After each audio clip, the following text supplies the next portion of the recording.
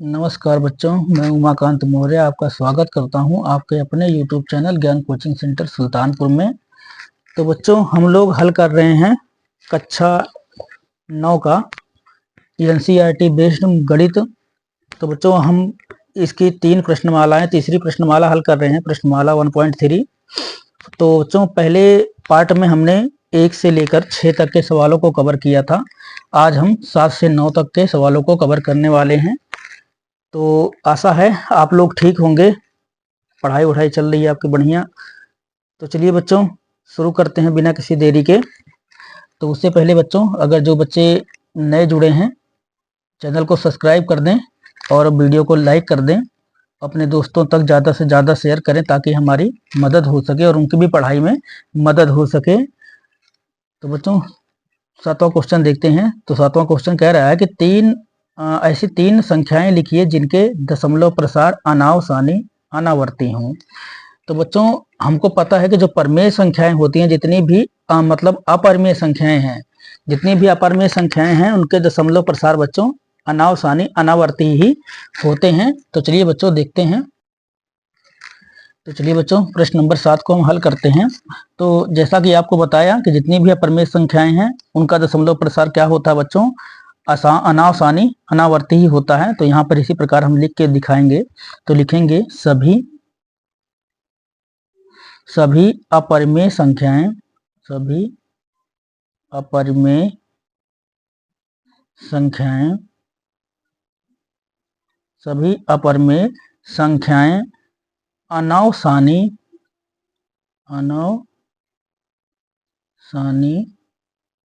अनावर्ती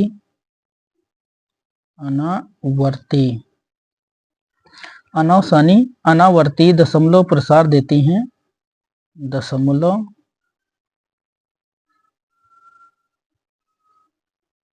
प्रसार देती हैं, दशमलव प्रसार देती हैं।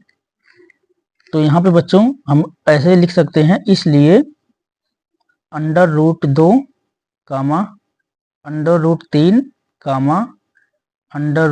√5 ये क्या है बच्चों, तीनों अपरिमेय संख्याएं हैं जिनका दशमलव प्रसार क्या होता है बच्चों, अनावसानी अनावर्ती ही होता है। ठीक है, एक तो हम इनको ऐसे बता सकते हैं कि इनका दशमलव प्रसार क्या होता है बच्चों, अनावसानी अनावर्ती होता है, या हम एग्जाम्पल के रूप में ऐसे, या इनको हम ऐसे मतलब जैसे ए संख्या मान लिए हम, तो वैसे लिख के दिखाना है अगर हमको, तो हम इस तरह मान सकते हैं कि 0 पॉइंट जैसे हो गया हमारा 1 0, फिर 1 00, 1 000, फिर 1 के बाद बच्चों हम 40, ऐसे ये अनंत तक चलती हुई चली जाएगी। ठीक है बच्चों, इसको ए मान लेते हैं। एक संख्या हो गई अनावसानी अनावर्ती।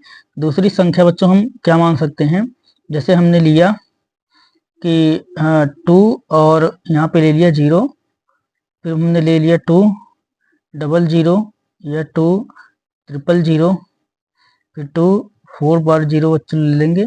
इसी प्रकार दूसरी संख्या ले सकते हैं। इसी प्रकार बच्चों हम तीसरी भी संख्या अपने ले लेंगे, जैसे हमने लिया कि 0.007 ले लिया, या 007 लिया था, 0007 हो जाएगा बच्चों। यहाँ पे ट्रिपल के बाद हम 407 ले लेंगे। इसी प्रकार हम लिख करके दिखा देंगे। तो ये जितनी बच्चों, जिसे हमारा √2 हो गया, इसका दशमलव प्रसार भी अनावसानी अनावर्ती होता है। तो ये √3 है, इसका भी दशमलव प्रसार अनावसानी अनावर्ती होता है। ठीक है, और जो हमने संख्याएं लिख के दिखाई हैं, इनका भी जो इस प्रकार संख्या लिखी जाती है, इनका भी दशमलव प्रसार क्या होता है बच्चों, अनावसानी अनावर्ती होता है, क्योंकि ये रिपीट नहीं करती, तो इसी प्रकार बढ़ती जाती हैं। जैसे कि आप देख सकते हैं, यहाँ पे 0 पॉइंट पहले कितना था, 10 था, 10 के बाद बच्चे को आ गया 100 आ गया, 100 के बाद यहाँ पे 1000 आ गया, 1000 के बाद 10,000 आ गया। तो ऐसे ये बढ़ती हुई अनंत तक चली जाती हैं। यहाँ पे भी वही सेम, जैसे ऊपर लिखे थे वही सेम संख्या है, पहले 20 है, फिर 200 है, फिर 2000 है, फिर 20,000 है। तो इसी प्रकार बच्चों ये बढ़ती हुई चली जाएगी। ठीक है, तो ऐसा है, आपको क्वेश्चन नंबर 2 भी समझ में आ गया होगा, और क्वेश्चन नंबर 7। तो बच्चों यही क्वेश्चन नंबर 7 का क्या हो जाएगा, यहाँ पे आंसर हो जाएगा। ठीक है, तो चाहे आप इसको लिख के दिखा सकते हैं, या इन संख्याओं को भी इस प्रकार लिख के दिखा सकते हैं। चलिए बच्चों प्रश्न नंबर 8 देखते हैं। तो प्रश्न नंबर 8 में क्या कह रहा है बच्चों कि परिमेय संख्याओं 5/7 व 9/11 के बीच 3 अलग अलग अपरिमेय संख्याएं ज्ञात कीजिए। तो यहाँ बच्चों क्या कह रहा है कि 5/7 और 9/11 के बीच हमें अलग अलग कितनी 3 अलग अलग अपरिमेय संख्याएं ज्ञात करनी है। तो चलिए बच्चों इसको ज्ञात करते हैं अपरिमेय संख्या इसके बीच की। तो हमको क्या करना है बच्चों 5/7 व 9/11 के बीच हमें अपरिमेय संख्या ज्ञात करनी है। तो अपरिमेय संख्या ज्ञात करने के लिए पहले बच्चों में क्या करना होगा, जो हमारी संख्याएं दी गई हैं इनसे पहले हमें इनका दशमलव प्रसार निकालना होगा। चलिए बच्चे पहले 7 का हम दशमलव प्रसार इसका ज्ञात करते हैं। तो हम क्या करेंगे बच्चों 7 से दे देंगे 5 को भाग। जब 7 से 5 को भाग देंगे तो ये जाएगा नहीं, क्योंकि छोटी संख्या है तो 0 पॉइंट लगा करके यहाँ पे शून्य बढ़ा लेंगे और 7 से भाग देंगे तो 7 सत्ते कितना हो जाएगा बच्चों, ये हो जाएगा हमारा 49। ठीक है, और यहाँ पे घटाएंगे तो बच जाएगा 1। अब जब 1 बचा है बच्चों तो क्या है संख्या 7 से छोटी है, पॉइंट लगा 0 बढ़ा लेंगे तो यहाँ पे हो जाएगा बच्चों 7 51, यहाँ पे हो जाएगा 7। और उसके बाद बच्चों इसको जब घटाएंगे तो 7 में से 10 में से 7 जाएगा बच्चों, कितना बचेगा हमारा 3 बच जाएगा। तो 3 भी 7 से छोटा, पॉइंट लगा के यहाँ पे 0 बढ़ा लेंगे। तो जब 0 बढ़ाएंगे बच्चों तो यहाँ पे अब ये कितनी बार जाएगा 7 3 21, 7 चौक 28, 4 बार चला जाएगा। तो 7 चौक यहाँ पे हो जाएगा बच्चों 28। ठीक है, तो ये 28 हो जाएगा और 7 चौक 28 हो जाएगा, सॉरी बच्चों 7 चौके 28। तो यहाँ पे घटाएंगे बच्चों तो यहाँ बच जाएगा हमारा 2। ठीक है, 2 बच जाएगा। तो अब फिर पॉइंट लगा 0 बढ़ा लेते हैं तो यहाँ पे जाएगा 7 दूनी 14, 2 बार जाएगा बच्चों। तो 7 दूना कितना आ जाएगा हमारा यहाँ पे 14, घटा देंगे कितना बचेगा बच्चों 6 बचेगा हमारा। फिर हम बच्चों क्या करेंगे यहाँ पे 0 बढ़ा लेंगे तो ये हो जाएगा 60। तो 7 8 56, 8 बार जाएगा बच्चों यहाँ पे 7 8 कितना हो जाएगा, यहाँ पे हो जाएगा बच्चों हमारा 56। तो घटा देंगे तो बच्चों यहाँ पे बच जाएगा 56 4 60, यहाँ पे 4 बच जाएगा। ठीक है, तो यहाँ पे अगर हम इसको और बढ़ाएं आगे तो 0 बढ़ा लेंगे बच्चों, क्योंकि पॉइंट लगा 0 बढ़ा सकते हैं। तो यहाँ पे हम कितनी बार चला जाएगा 7 5 35, 5 बार चला जाएगा बच्चों। तो 7 5 35। अब अगर घटाएंगे बच्चों बच जाएगा 5। अब देखिए यहाँ पे ध्यान अगर हम दें तो यहाँ हमारा 5 से ही स्टार्ट हुआ था। ठीक है, और 5 फिर आ गया है बच्चों। अगर हम भाग देंगे तो हमारा ये जो संख्या है यही बार बार रिपीट होगी, मतलब 7 1 4 2 8 5 यही संख्या हमारी रिपीट हो रही है। ठीक है, तो हम क्या करेंगे यहीं पे इसको रोक लेंगे। अब बच्चों दूसरे का दशमलव प्रसार निकालेंगे तो पहले इसका लिख लेते हैं बच्चों। तो 5/7, 5/7 का बच्चों दशमलव प्रसार जो निकला है वो क्या निकला है हमारा, तो निकला है 0.7142 और बच्चों निकला है 8 और 5। अब चूंकि ये अनंत तक जा रहा है मतलब इस पे हम क्या लगा देंगे, बार लगा देंगे इस प्रकार से, क्योंकि ये रिपीट हो रही है तो बार लगा देते हैं तो इजी हो जाता है। ठीक है बच्चों, चलिए अब दूसरी संख्या जो है, अब वो दूसरी संख्या क्या है बच्चों 9/11। तो 9/11 का दशमलव प्रसार ज्ञात कर लेते हैं। तो हम क्या करेंगे बच्चों यहाँ पे 11 से 9 को भाग दे देंगे। जब 11 से 9 को भाग देते हैं तो जाएगा नहीं, छोटी संख्या है तो 0 दशमलव लगा के यहाँ शून्य बढ़ा लेंगे। तो 11 8 यहाँ पे आ जाएगा बच्चों हमारा 88। ठीक है बच्चों, घटाएंगे 2 बच जाएगा और फिर पॉइंट लगा 0 बढ़ा लेंगे 20 हो जाएगा। तो 11 दूना 22 ज्यादा हो रहा है बच्चों, 11 91 कितनी बार जाएगा 11, घटाएंगे बच्चों यहाँ पे बच जाएगा 9। अब देखिए यहाँ से हम शुरुआत करे थे 9 से और फिर हमारा 9 आ गया है, मतलब हमारा जो 81 है यही बार बार इसका रिपीट होगा। तो इसको भी क्या लिख देंगे बच्चों, यहाँ पे लिख देंगे 0.81। चूंकि ये बार बार रिपीट हो रहा है तो यहाँ पे क्या लगा देंगे बच्चों, बार लगा देंगे 81 के ऊपर। तो आशा है आपको यहाँ तक समझ में आ गया होगा। तो अब हमारी दोनों संख्याएं बच्चों यहाँ पे निकल चुकी हैं। तो एक संख्या है हमारी 71 और दूसरी अगर देखें बच्चों तो यहाँ पे आ रही है 81। ठीक है, अब हमें 71, अब चलो यहाँ पे जो बाकी संख्याएं पीछे वाली इनको हटा देते हैं, आगे की 2 संख्याएं हम लिख लेते हैं। तो यहाँ पे अगर बच्चों देखें तो पहली 2 संख्या क्या है 0.71। ठीक है बच्चों, और जो दूसरी संख्या इसकी निकल रही है वो क्या है बच्चों 0.81। ठीक है, तो 0.71 और 0.81 के बीच की हमें 3 अपरिमेय संख्या तो चाहिए। तो चलो बच्चों पहली संख्या हम लिखते हैं। तो पहली संख्या जो है वो हम क्या मान लेते हैं 71 है, तो यहाँ पे बच्चों मान लेंगे 0.72। 72 के बाद हम क्या मान लेंगे, एक जीरो मान लेंगे। फिर बच्चों 72 के बाद 00, फिर 72 के बाद यहाँ बच्चों 000। इस प्रकार से इसको हम आगे बढ़ा सकते हैं। ठीक है बच्चों, अब इसके बाद हम से दूसरी जो संख्या है उसको हम मान सकते हैं कि 0.74 मान लेते हैं। हमको बीच की मतलब यहाँ से लेकर इसके बीच में 3 परमेय संख्या निकालनी है, तो हम 4 मान लेते हैं।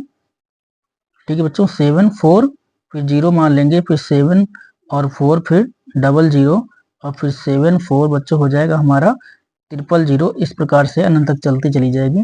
जो तीसरी संख्या है बच्चों, जो तीसरी संख्या है उसको हम मान लेंगे 0.78, 0.78, फिर 0 मान लेंगे, फिर 7800, फिर हो जाएगा बच्चों 78000। इस प्रकार से। ठीक है बच्चों, तो यहाँ पे 3 अपरिमेय संख्याएं हमें याद करनी थी। तो ये अनावसानी अनावर्ती होती हैं, इसलिए क्या है बच्चों, ये तीनों संख्याएं क्या है हमारी अपरिमेय हैं। ठीक है, तो यही इसका आंसर हो जाएगा। तो आशा है बच्चों आपको समझ में अच्छी तरीके से आ गया होगा। अगर कोई चीज़ आपको समझ में नहीं आती है तो जैसे आप बोल चुके हैं, कमेंट बॉक्स में जाकर के कमेंट करके हमें बता सकते हैं। जो सवाल आपको समझ में नहीं आया उसको हम और अच्छे तरीके से आपको समझाने का प्रयास करेंगे, जिससे आप एग्जाम में अच्छे से अच्छे नंबर ला सकें और आपकी तैयारी बिल्कुल अच्छी तरीके से हो पाए। चलिए बच्चों, अब अगला क्वेश्चन देखते हैं। बच्चों प्रश्न नंबर 9 देखते हैं। तो 9 कह रहा है कि बताइए कि निम्नलिखित संख्याओं में कौन कौन सी संख्याएं परिमेय हैं और कौन कौन सी संख्याएं अपरिमेय हैं। तो बच्चों यहाँ पे हमें 5 सवाल दिया गया है इसके अंदर।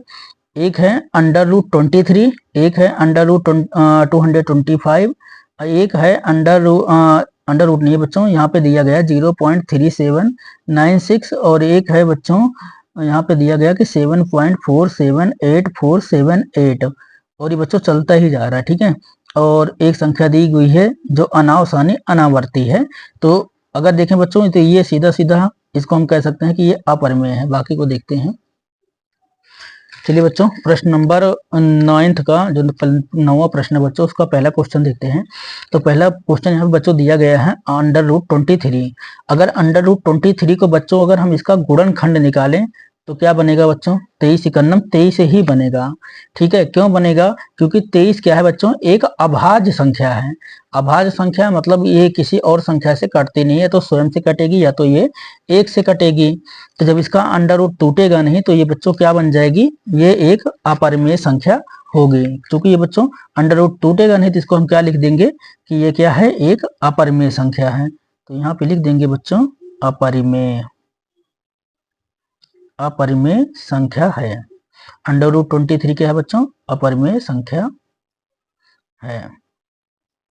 ठीक है बच्चों, इसको हम अपरिमेय संख्या है लिख देंगे। अगर इसके बाद बच्चों दूसरा अगर क्वेश्चन देखें तो दूसरा क्वेश्चन बच्चों हमारा क्या है, दूसरे क्वेश्चन में हमें दिया गया है 225, √225। अगर बच्चों 225 √225 की बात करें तो √225 का मतलब 225 का अगर हम गुणनखंड करें तो बच्चों यहाँ ये 5 से कट जाएगा। 5 से काटेंगे कितनी बार जाएगा, 5 चौके 20 और 2 बच जाएगा तो 5 25।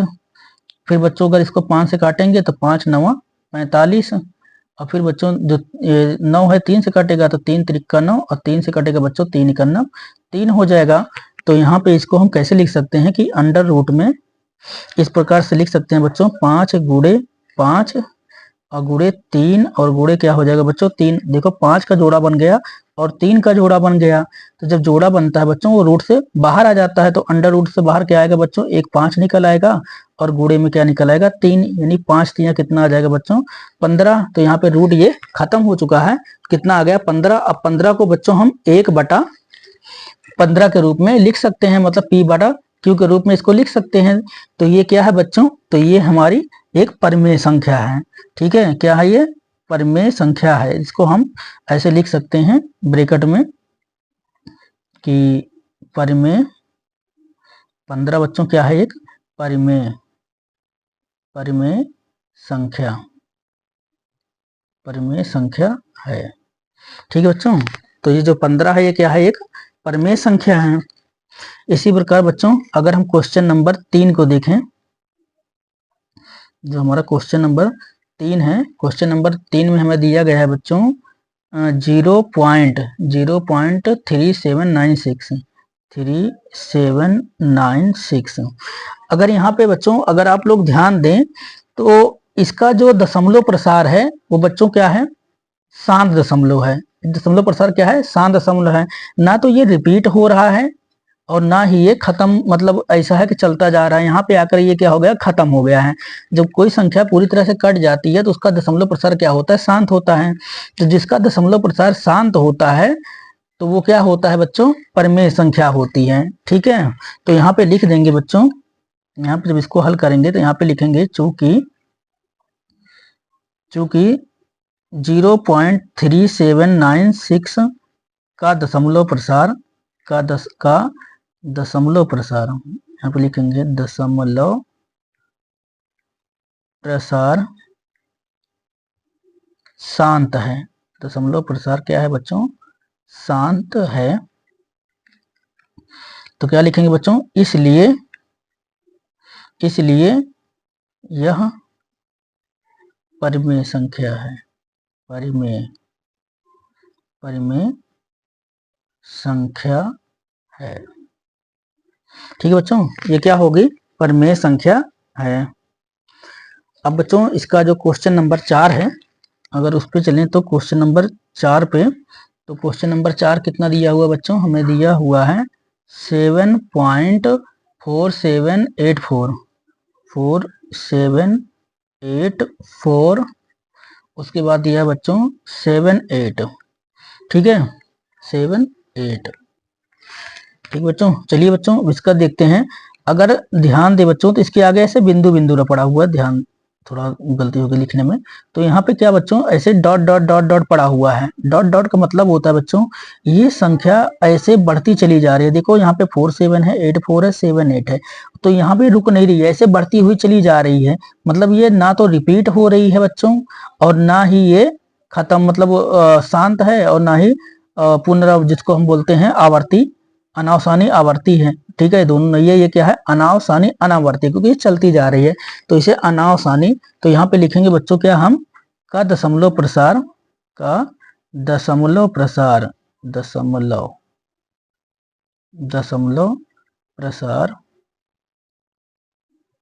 अनावसानी अनावर्ती है। अनावसानी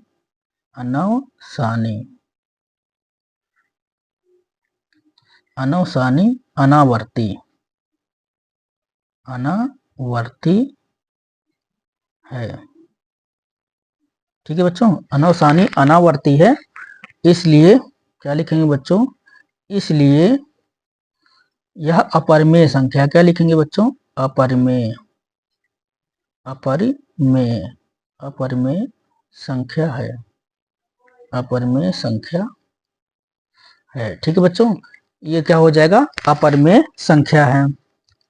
अब बच्चों क्वेश्चन नंबर 5 देखें तो क्वेश्चन नंबर 5 में हमें क्या दिया गया है, यहाँ पे दिया गया है 1.10, फिर 100, फिर 100, फिर 1 के बाद बच्चों यहाँ पे दिया गया है 40, फिर 1 दिया गया है, ऐसे डॉट डॉट कर दिया गया है।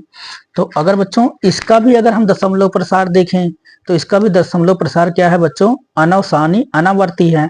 और हमें पता है कि जितनी अपरिमेय संख्याएं हैं उनका दशमलव प्रसार क्या होता है बच्चों, अनावसानी अनावर्ती होता है। यदि इसका भी दशमलव प्रसार अनावसानी अनावर्ती है, इसलिए ये क्या होगी बच्चों, अपरिमेय होगी। तो यहाँ भी वही लिखेंगे का दशमलव प्रसार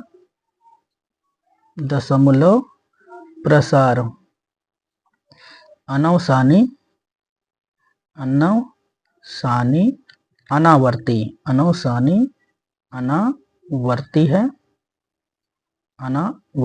है, इसलिए अपरिमेय संख्या है। क्या लिखेंगे बच्चों, इसलिए अपरिमेय संख्या है। ठीक है बच्चों, तो आशा है कि जो 1.3 चैप्टर है ये आपको अच्छी तरह से समझ में आ गया होगा। सारे सवाल आपको अच्छे से समझ में आए होंगे और आपको पढ़ने में मजा आ रहा होगा। तो बच्चों अगर आप हमारे साथ जुड़े हैं तो मैं प्रयास करूंगा कि आप लोगों को बहुत अच्छी तरीके से और बिल्कुल एक एक पॉइंट बारीकी से आपको समझाया जाए, ताकि आपकी जो मैथ है, बहुत बच्चे मैथ से डरते हैं पर उनको डरना नहीं पड़ेगा, उनको बिल्कुल एक एक टॉपिक बहुत अच्छे से समझाया जाएगा। बस आपका मतलब फोकस होना चाहिए। जितने भी सवाल हम कराते हैं ये आप वीडियो को देखें, उसके बाद सवालों को हल करने का प्रयास करें। अगर कहीं पे कोई दिक्कत आती है, जो सवाल आपको समझ में नहीं आते हैं, तो आप कमेंट बॉक्स में आकर के कमेंट कीजिएगा कि सर ये सवाल मुझे समझ में नहीं आया, इसे आप दोबारा समझा दीजिए। तो हम उसको और अच्छे तरीके से समझाने का प्रयास करेंगे कि और आसान तरीके से आपको उस टॉपिक को बढ़िया से समझाया जा सके। तो बच्चों आज का सत्र यहाँ समाप्त होता है। अगर वीडियो आपको अच्छी लगी है तो चैनल को लाइक करें, दोस्तों तक शेयर करें, सब्सक्राइब करें। फिर मिलेंगे बच्चों अगली वीडियो में, तब तक के लिए शुभकामनाएं।